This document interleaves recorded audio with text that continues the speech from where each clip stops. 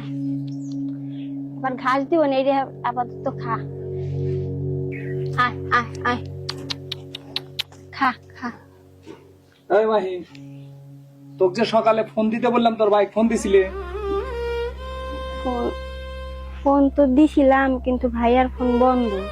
ওই যখন আমি টাকা চাই তখনই মনে তোর ভাইয়ের ফোন বন্ধ থাকে, তাই না? হাসলাম করে আমার সাথে, তোর কি আমি রূপ দেখে বিয়ে করছি? আপনি আমাকে টাকার জন্য মারলেন, ও মানুষ একটা। কি তুই আমাকে অমানুষ বললি? তোরে আজকে খাইছি।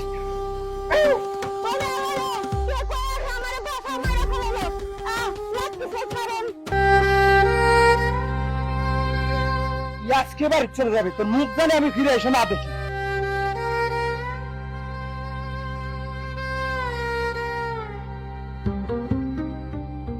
আমি আর থাকবো না। টাকার জন্য যে মানুষ এত অত্যাচার করে, এর সংসারে আমার থাকা আর সম্ভব না। আমি এক্ষুনি বাবার বাড়ি চলে যাব।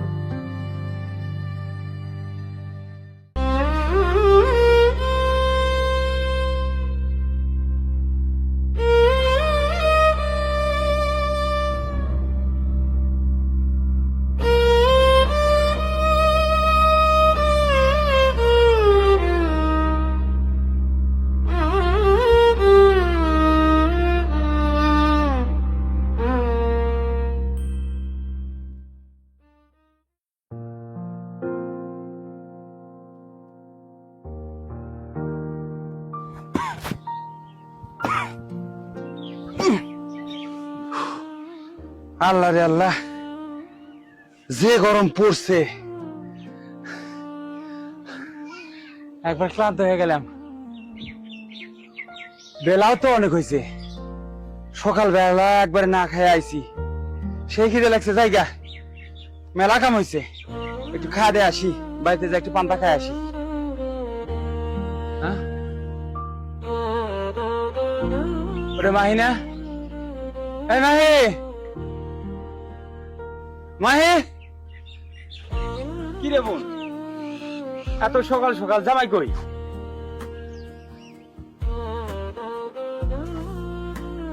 কি রে, তোর তোর কপালে মুখে রক্ত কেন? কি হয়েছে মাহি? ভাইয়া আমার মায়েরা বাসা থেকে বের করে দিছে।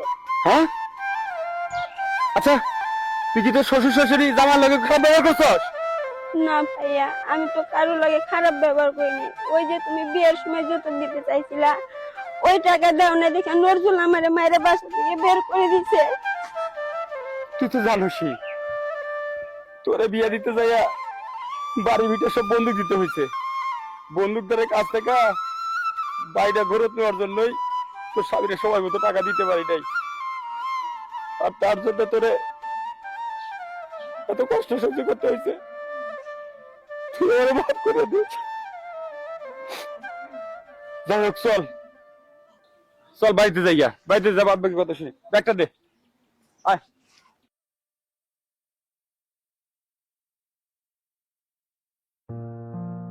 বোন, তাহলে তুই ঘরের ভিতরে জাগা, আচ্ছা আমি একটু হাত মুখ দিয়ে আসি। আচ্ছা ভাইয়া।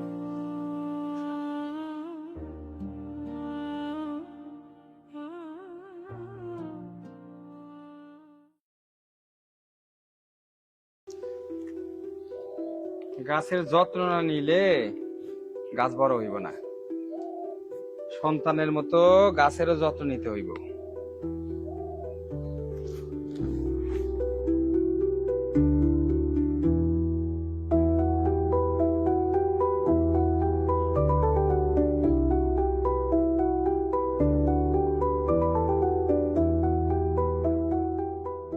আসসালামু আলাইকুম ভাই, কেমন আছেন? ওয়ালাইকুম আসসালাম। মোস্তফা, ভালো আছি, তুমি কেমন আছো? খুব ভালো আছি ভাই। গাছ কি হয়েছে? আর কইও না, বাতাসে সব গাছগুলো পুড়ে গেছিল, তাই একটু বান্ধা দিতেছি। ও আচ্ছা। আচ্ছা আহো, ওইখানে গিয়ে কথা কই। গাছগুলো সব বান্ধিতে হইবে, বুঝছো? যা কইবে একটু তাড়াতাড়ি কও, খুব রোদ, রোদ উঠলে আবার কাজ করানো যাইব না। আসলে ভাই, আমার উত্তরপাড়া জমিটাতে ধান গাড়মুতে 4-5টা কামলা লাগবো, তা আমাকে একটু ব্যবস্থা করে দেন। কামলার যে আকাল পড়ছে মোস্তফা, লোকজন খুঁজে পাওয়া যায় না। আচ্ছা তুমি যখন কইলা তাই মনে হয় দিন হাজিরা একটু বাড়াই দিতে হইব। কোনো সমস্যা নাই। আচ্ছা মোস্তফা, তুমি চিন্তা করো না, আমি কামলা ঠিক কইরা তোমার খবর দিবানি। ভাইজান রান্না করব, একটু দোকান থেকে তেল আনো। তেল নাই? না ভাইজান, তেল ফুরাই গেছে। আচ্ছা আমি আনতেছি। মোস্তফা, আরে তুমি মায়ের লগে একটু গল্প করো, আমি দোকান থেকে তেল আনি। হ্যাঁ আচ্ছা ভাই। আচ্ছা, কথাবার্তা কতটা।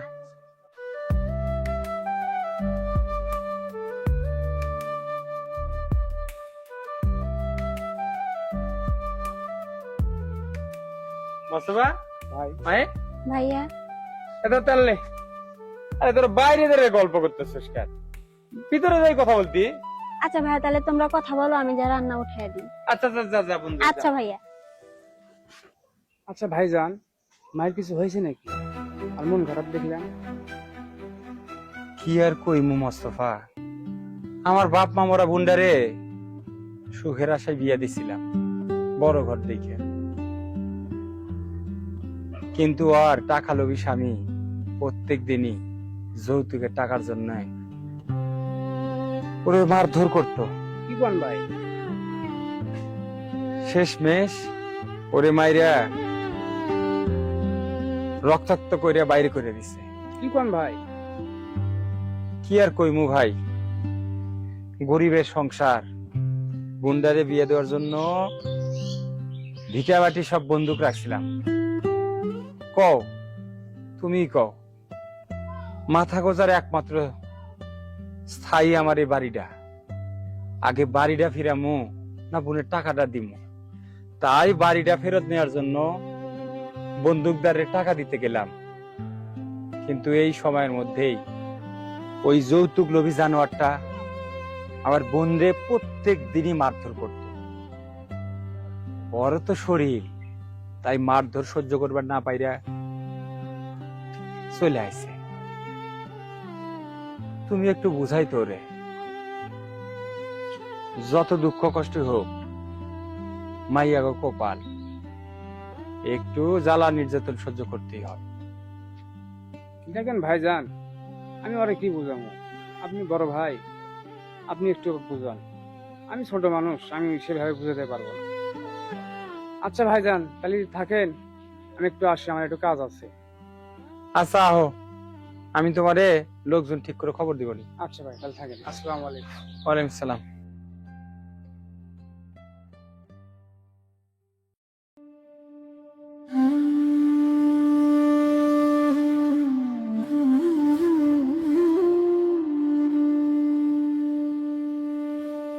মাই, জি ভাইয়া।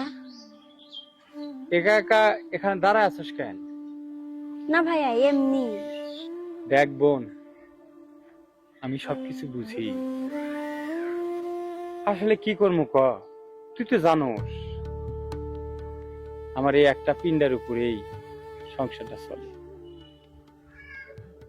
তুই চিন্তা করিস না, আমি যত তাড়াতাড়ি সম্ভব তোর স্বামীর টাকাটা দেওয়ার চেষ্টা করবো। না ভাইয়া, তোমার কষ্ট করে টাকা গুছাইতে হবো না। আমি টাকা দিয়া স্বামীর ভালোবাসা কিনতে চাই না। দেখ বোন, মাইয়া মানুষের কপাল বান্দির কপাল।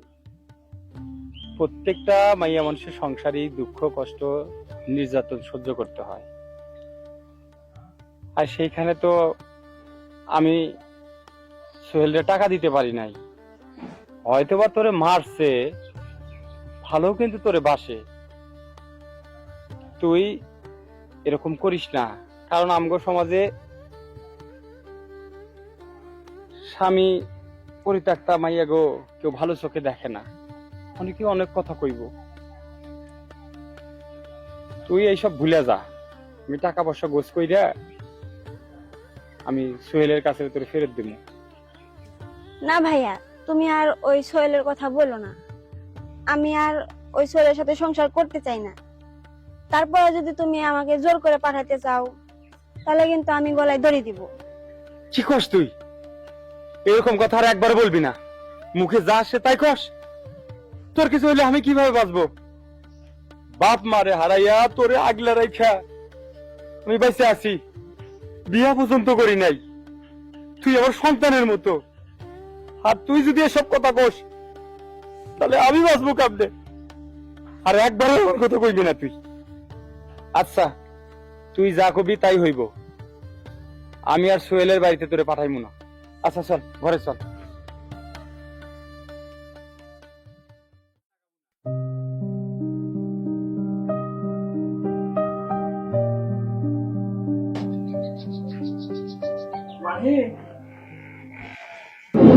আপনি আপনি কেন আইছেন আমগো বাসায়? দেখো মাহি, তুমি যেদিনকে চলে আসলা তারপরে থেকে আমি ঠিক মতো খাইতে পারি নাই, ঠিক মতো ঘুমাইতে পারি নাই, আমার জীবনটাই কেমন যেন এলোমেলো হয়ে গেছে। তাই আমি তোমাকে নিতে আসছি, প্লিজ তুমি আমার সাথে চলো। স্বামী স্ত্রীর ভিতরে ঝগড়া হতে পারে, তাই বলে এতটা রাগ করে থাকা কি উচিত? আমি তোমাকে নিতে আসছি, চলো। না, আমি আর কখনো আপনার সাথে ওই বাসাতে আর যাবো না। যে মানুষ প্রতিনিয়ত টাকার জন্য অমানুষের মতো ব্যবহার করে, তার সাথে আমার সংসার করার কোনো ইচ্ছা নেই। আমি ভুল করেছি, সেটা তো স্বীকার করতেছি, ভুল করেছি আমি। তুমি প্লিজ আমার সাথে চলো। না, আমি আর কখনো আপনার সাথে ওই বাসাতে যাবো না। আসসালামু আলাইকুম। ওয়ালাইকুম সালাম। ভাইয়া, আমি মাহিরে নিতে আসছি। তুমি কোন মুখে মায়েরে নিতে আইছো? তুমি সামান্য করে টাকার জন্য আমার মা বোনা বোনদারে দিনের পর দিন নির্যাতন করছো, আর আজকে তুমি পিরিত দেখাতেছো না? ভাইয়া তুমি চলে যাও। ভাই, আমি ভুল করছি, আমি মাহিকে খুব ভালোবাসি। তুমি কয়দিন ভুল করছো? হ্যাঁ, কয়দিন ভুল করছো? আমার বুন্ডারে মারিয়া তুমি রক্তাক্ত করে বাইর করে দিছো। তুমি মানুষের কাতারে পড়ো? তুমি আজকে পিরিত দেখাইতেছো না? তোমার মতো মানুষের ঘরে আমার বোনটা আমি পাঠাই দিব না। তুমি এই মুহূর্তে আমার বাড়ি থেকে বের হয়ে যাও। মাহি, তুই কি অমানুষের সাথে সংসার করতে চাস? না ভাই, আমি আর ওই মানুষের সাথে সংসার করতে চাই না। শুনছো? ও তোমার সাথে সংসার করতে চায় না। যারা টাকার জন্য বউয়ের প্রতি অত্যাচার করে, ওই রকম কাপুরুষের ঘরে সংসার করতে চায় না। প্লিজ ভাইয়া, একটু বোঝার চেষ্টা খবরদার! তুমি আর ভাই বলবো না। তোমার মতো জানোয়ারের মুখে আমি এই সব ডাক শুনতে চাই না। তুমি সময় মতো আমার বোনদের তালাকের পত্র পাঠাই দিবা। আমি আর তোমার ঘরে আমার বোনদের দিতে চাই। মাই চল।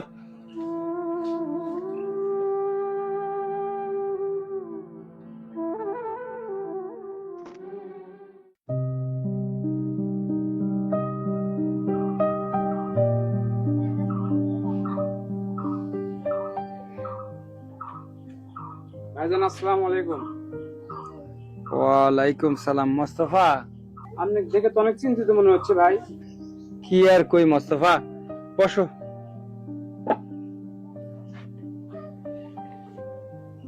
মা মোরা বুন্ডারে সুখের জন্য বিয়ে দিলাম।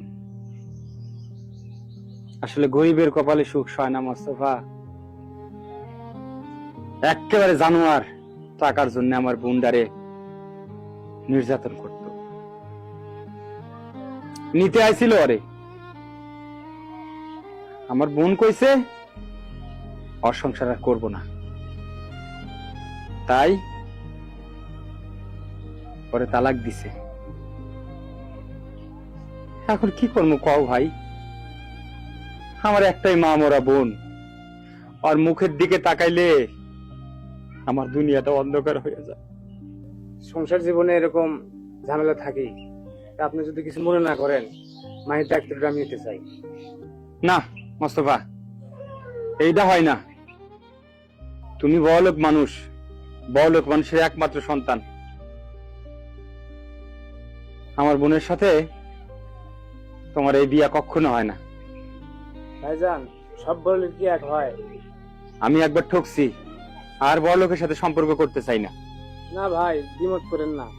সব বলে কি এক হয় ভাই? আমি মায়ের অনেক ভালোবাসি, আপনি রাজি হয়ে যান। আমি রাজি হইমু, কিন্তু মাহির মতন নিতে হইব। মাহি,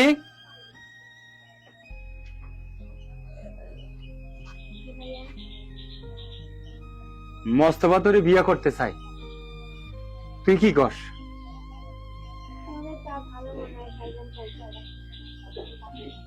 মোস্তফা, ভাই বলেন। আমি তোমারে আমার বোন দিতে রাজি আছি, তাই আমি কিন্তু কোনো যৌতুক দিতে পারবো না ভাই। ভাই, আপনি খালি রাজি হয়ে যান, আমি ওর 2 ভরি সোনার গয়না দেবো, দিয়ে বিয়ে করবো। ভাই, আমার 2-4 ভরি বা 10 ভরি গয়নার দরকার নেই। তুমি শুধু আমার মা মোরা বুন্ডারে সুখে রাখবা। মায়েরে কখনো কষ্ট দেব না। আচ্ছা, তুমি যেহেতু আমার কথা দিছো আমার বোনকে সুখে রাখবা, আমি বিশ্বাস করিয়া তোমার হাতে আমার বোনটারে তুলে দিলাম।